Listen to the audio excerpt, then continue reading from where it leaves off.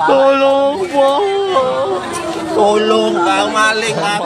Video kami samarkan karena mengandung unsur kekerasan. Seorang pelaku pencurian motor dihukum warga. Meski sempat menyerah, namun amarah massa tak terbendung. Peristiwa terjadi di kawasan Sukajaya, Sukarami, Palembang. Aksi pencurian gagal usai istri pemilik rumah memergoki pelaku yang akan membawa kabur motor. Teriakan korban membuat warga berdatangan dan menghukumnya. Dalam pelarian, salah satu pelaku menabrak trotoar hingga tertangkap sementara rekannya kabur ke semak-semak. Sepeda motor incarannya bersama kendaraan pelaku kini disita di Polsek Sukarami. Tidak, bunyi dia tuh. Ketak langsung rong Hidup, langsung teriak. Ya, langsung teriak orang rumahnya. Nomor batu itu.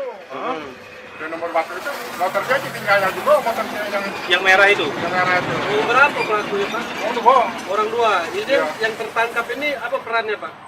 Dia yang maling. Oh, yang turun. Ya, yang temennya? Yang temennya, Pak? Temennya yang bawa motor. Kabur. Kabur ya. Polisi masih memburu satu pelaku lain yang melarikan diri usai kejadian. Reski Oktora, Mukas Diferensial, Kompas TV, Palembang, Sumatera Selatan.